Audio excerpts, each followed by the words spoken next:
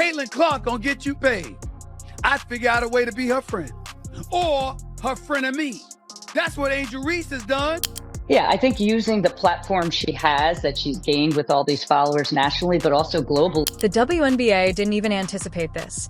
The figures that were just published on Caitlin Clark's influence on ticket sales from the previous season are so shocking that they're creating anxiety behind the scenes. Just a few months into her professional career, a rookie ended up bearing the weight of the entire league. Angel Reese could play. She was doing good things at LSU. Do y'all notice when she became relevant? When she was waving her hand. We're talking about a player who hasn't even completed her first season with the Indiana Fever, but her ticket sales alone accounted for 25% of all WNBA revenue last year.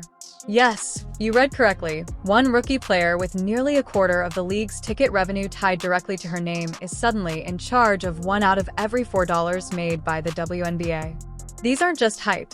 These are real numbers that shocked everyone, including league executives and veteran players. Some are referring to this as the Caitlin Clark effect. Before the regular season even began, one executive reportedly stated that Clark had sold out more Fever home games than the team had in the previous 3 years combined. That's not just success, it's rewriting the playbook. What's even more bizarre is that the cheapest ticket to see Caitlin Clark play at home is $271. Tickets to the Indiana Fever home opener, the cheapest ticket to get you into the building, $271. That exceeds the cost of tickets for 29 of the 30 NBA teams' home openers.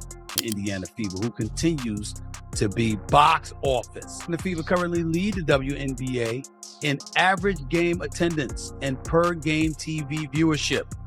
But despite the attendance and viewership records, there seems to be some haterade in the league. Indeed, she is more costly than Steph Curry, and that's only the beginning. Get ready for this next figure. Experts estimate that Caitlin Clark has already generated almost $36 million in additional revenue for the city of Indianapolis simply by being drafted. This amount includes increased hotel reservations, sold-out Fever games, restaurant surges, and more. Clark's presence transformed regular match nights into downtown events that drew fans from all over the region for local businesses. This wasn't an anomaly. Last year, people were already making reservations to see her play at Iowa, and now that the Indiana Fever has arrived, she's taken that same energy into the pros and multiplied it. It's not a statistic. Rather, it's a warning sign that some events are drawing more TV viewers than genuine NBA games. For instance, the Women's Collegiate Championship game attracted 3.5 million viewers, surpassing the Warriors vs. Celtics telecast that same weekend. League executives are frantically trying to figure it out. How is it possible for a rookie player to? She bringing all y'all this money to the table, but y'all being petty like dudes. LeBron, you are 100% right. Y'all girls, stop being petty. Caitlin Clark, thank you for bringing all that money and shine to the WNBA. However, her annual salary of $76,000 is less than what many NBA players spend on footwear in a single year. Hey, what's up? It's PJ Tucker, and welcome to my sneaker loft. The loft is primarily for storage. In the meantime, she's making money like a top-tier franchise. If you like this content and would want to see more in-depth analyses like this, please hit the subscribe button to help the channel. Thank you. Salute. Be aggressive. However, there are other aspects of this that are making people wonder, so let's examine how outrageous this is in more detail. The WNBA's official website only one-face Caitlin Clark, no other teams, no teammates, just her front and center. No league veterans. This type of branding strategy provides all the information you require. The league is relying on her popularity, from posters to promo reels, rather than merely acknowledging it.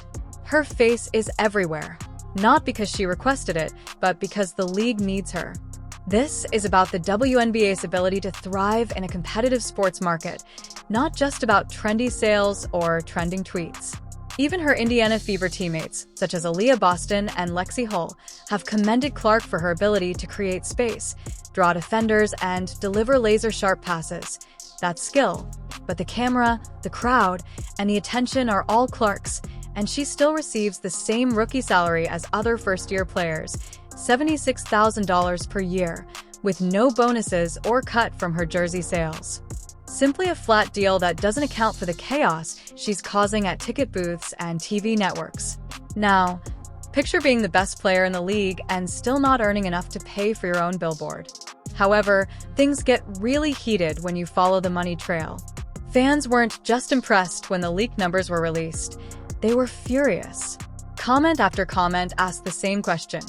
How can the WNBA justify paying someone who generates 25% of its revenue the same as everyone else? In contrast to the NBA, where elite rookies signed multi-million-dollar contracts, the league's salary cap system is currently under scrutiny. The entire cost of Caitlin Clark's four-year contract is only $338,000. Meanwhile, last year's NBA #1 pick walked away with a $55 million rookie deal that's not just a gap, that's a canyon. And while some fans try to argue that the WNBA just doesn't have the revenue, others point directly to Clark's impact and say she is the revenue. People aren't just coming for the games anymore, they're coming for her. One courtside ticket to see Caitlin in action has reached four figures. That puts it on par with some NBA games in a league where players used to struggle to fill arenas. This is unheard of. Her influence is being compared to NBA legends who turned franchises into brands, but the difference, they got paid, she hasn't. And if you think this is only about Caitlin Clark, think again. Now here's where things could take a dramatic turn. With all the buzz and frustration surrounding Caitlin Clark's low salary, one question has started gaining traction.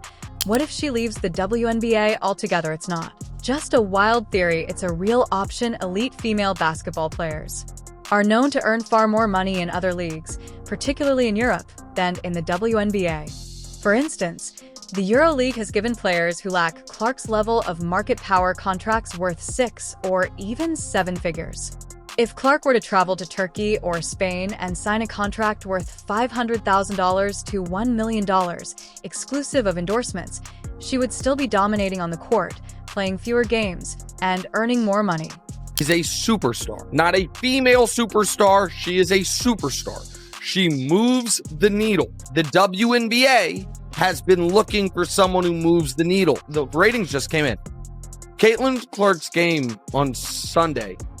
In reality, it has happened before when WNBA players like Diana Taurasi accepted lucrative overseas deals when WNBA salaries couldn't compete. The league avoided a blow at the time, but Clark's departure would be a catastrophe on a whole new level. The WNBA would be left scurrying not only for talent, but also for attention. Think about it, the woman who saved the WNBA might end up making history somewhere else just because the league couldn't pay her. That's not just bad PR, that's bad business. And the tension doesn't stop with fans or contracts. It's boiling over in the locker room too. Behind the cameras and headlines, there's real friction brewing. While fans are praising Caitlin Clark for bringing attention to women's basketball, not everyone in the WNBA is celebrating. Some players are quietly and not so quietly pushing back. From the moment Clark entered the league, comments started popping up, subtle jabs about media favoritism, whispers that she didn't earn the spotlight, and even direct shade from veterans who felt overlooked despite years in the league. This tension has spilled onto social media, and even during games, some argue it's jealousy, others say it's frustration with a system that's now orbiting around one player. Either way, the locker room vibes are tense, and while Clark keeps it professional, the spotlight only grows brighter every game she plays, every jersey she sells, every packed arena she walks into adds fuel to the fire. The reality is she's not just winning games, she's reshaping the league's identity. Aaliyah, no matter how well a team gets along on the court, Clark's visage on every billboard can cause conflict. Even while Boston, Kelsey Mitchell and Lexi Hull are part of the Indiana Fever's emerging core.